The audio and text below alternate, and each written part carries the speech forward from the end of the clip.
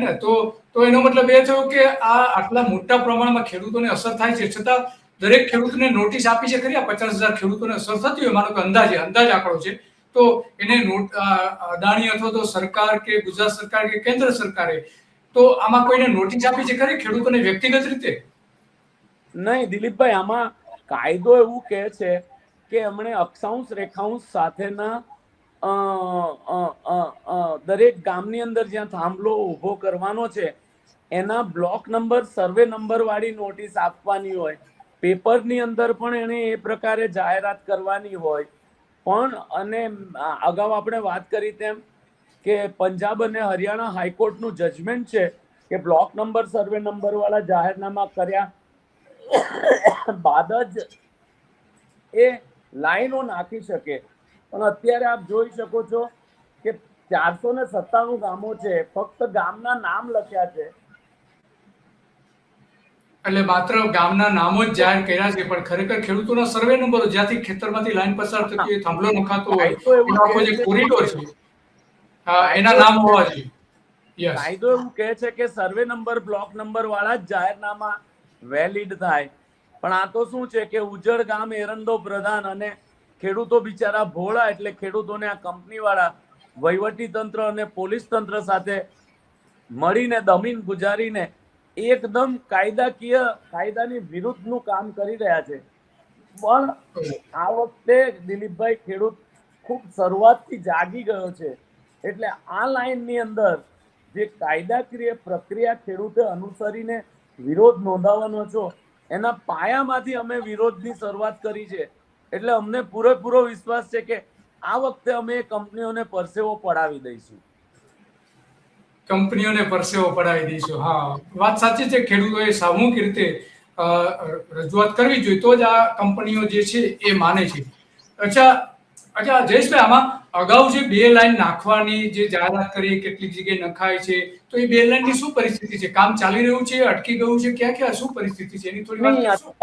અત્યારે પરિસ્થિતિ એવી છે કે 1 લાઈન અગાઉ આપણે વાત કરી કે અમદાવાદ ખાવડા નવસારીનું કામ પૂરું થયું છે, વટામણ નવસારીમાં કામ ચાલે છે, અને બીજી 2 લાઈનોના જામનગર અને મોરબીમાં કામો ચાલુ કરેલા હતા.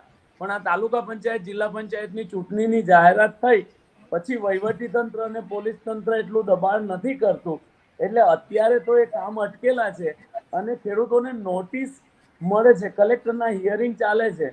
ખેડૂત જઈને કલેક્ટરની સામે વિરોધ કરે એટલે કલેક્ટર હિયરિંગ પોસ્ટપોન કરે છે. પણ એ અત્યારે રાજકીય પરિપ્રેક્ષ્યમાં જે તાલુકા પંચાયત, જિલ્લા પંચાયતની ચૂંટણી છે એને લઈને થોડું ઠંડુ પડ્યું હોય. પણ આપના માધ્યમથી હું ખેડૂતને વિનંતી કરું અને વાકેફ પણ કરવા માંગુ છું કે જેવા તાલુકા પંચાયત, જિલ્લા પંચાયતની ચૂંટણી પૂરી થશે એટલે ફૂલ ફ્લેજ, ખૂબ દબાણપૂર્વક અને વહીવટી તંત્ર અને પોલીસ તંત્રનો દુરુપયોગ કરીને આ કંપનીઓ કામ ચાલુ કરશે. એટલે એનો પણ બાબત પણ ધ્યાનમાં રાખીને આવનારા દિવસોમાં ખેડૂતોએ પોતાનો મત રજૂ કરવા માટે વિચારવું જોઈએ. બરાબર છે. હા, તો ખેડૂતોએ પણ આના માટે જાગૃત થવું પડશે. આપણે એક વિડીયો જોઈએ જે અદાણીની ઓફિસમાં જઈને મોરબીના કેટલાક ખેડૂતોએ જે રજૂઆતો કરી હતી, એકદમ જાગૃત. મોરબીના ખેડૂતો સૌથી વધારે જાગૃત અત્યારે દેખાય છે. દક્ષિણ ગુજરાતના પણ એટલા જ છે, અને દ્વારકામાં અમુક અંશે છે, એટલા બધા હજુ જોવા નથી મળતા. તો એ જે ખેડૂતોએ ત્યાં જઈને જે રજૂઆત કરી હતી, એ વિડીયો એ ખેડૂતોએ મોકલી આપેલો, એ જોવા જેવો છે. એ આપણે જોઈએ. नहीं, आप चलो बाहर चलो। क्यों? यहाँ हंगामा नहीं करना ऑफिस में। क्यों? आपको वहाँ गेट से बाहर मिलेगा, जो बंदे ने दिया हम भेजेंगे, बाहर जाओ आप। अरे 13वीं मंजिल पे 13 अतुल सिंह को मिलने का, मेरे को देने का सिंह नहीं है यहाँ पे। हम बोल रहे हैं नहीं है मेरे गाँव का। क्यों मैं मेरे को 13 किससे बोल रहे हैं? क्यों ये मेरे को गाँव का नाम निकाल? मैं देख जितनी आपकी इज्जत कर रहा हूँ, मैं आपकी इज्जत कर रहा हूँ। तो आप गेट से बाहर चलो, आप यहाँ मत चलो। क्यों चलो? नहीं, ऐसे थोड़ी चलेगा। बुला लो पुलिस वाले को, मेरे को डिटेल करो। अरे पुलिस वाला जरूरत नहीं है। क्यों? मैं जा सकता हूँ, मेरे को पुलिस की क्या जरूरत है? मेरा गाँव का भैया 2 मिनट में आ रहा है, तो आप बोल रहे हो बाहर चलो। દિલીપભાઈ, તો આ ખેડૂતોએ બિલકુલ આ ખેડૂતોએ રજૂઆતો પણ કરી હતી. દિલીપભાઈ, આ કંપની વાળો બિલકુલ ઇલીગલ કામ કરી રહ્યો છે. એને જ્યારે 12મી ફેબ્રુઆરી 2026 ના દિવસે સંદેશની અંદર નોટિસ આપી, એનો હું છેલ્લો પેરેગ્રાફ ખેડૂતોની જાણ માટે, સરકારી તંત્રની જાણ માટે અને આપના માધ્યમથી લોકોને જણાવવા માંગુ છું.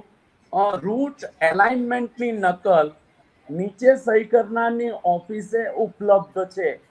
આથી જાહેર જનતાને જાણ કરવામાં આવે છે કે આ નોટિસ પ્રસિદ્ધ થયાના 2 મહિનામાં સૂચિત ટ્રાન્સમિશન સિસ્ટમ વિશે નિરીક્ષણો, રજૂઆતો લેખિતમાં નીચે સહી કરનારની ઓફિસમાં કરવામાં આવે. વધુ વિગતો અને સ્પષ્ટતાઓ માટે કૃપયા નીચે દર્શાવ્યા મુજબના અધિકારીનો સંપર્ક કરવો. અતુલ કુમાર સિંઘ, હોદ્દો ડાયરેક્ટર, ઓફિસનું સરનામું 13મો માળ, સાઉથ કેપી એપિટોમ, મકરબા, અમદાવાદ 380-051, ગુજરાત, ભારત. હવે દિલીપભાઈ, એણે આ એડ્રેસ આપ્યું છે અને ત્યાંથી નકશાની નકલ અને રજૂઆત કરવા માટે ઓફિસનું એડ્રેસ આપ્યું છે.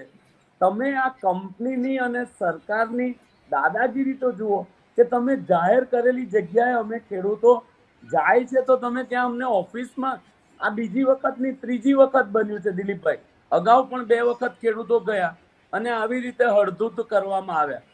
તો મને એ વાત નથી સમજાતી કે એક વખત જાહેરાત કર્યા પછી તમે ત્યાં ઓફિસમાં નકશાનું અમને ઓબ્ઝર્વેશન કરવા દેવાનું હોય, અમારા વાંધા રજૂ કરવા માટે અમને કોપી પાછી લઈને આપવાની હોય, તો એ ત્યાં ઓફિસમાં ઘૂસવા પણ નથી દેતા.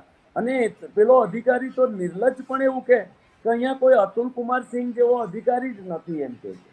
એટલે દિલીપભાઈ, તમે વિચાર કરો કે કેવું અંધેર કામ ચાલી રહ્યું છે અને કેટલું કાયદાનું ઉલ્લંઘન કરીને આ કંપનીઓ કરી રહી છે.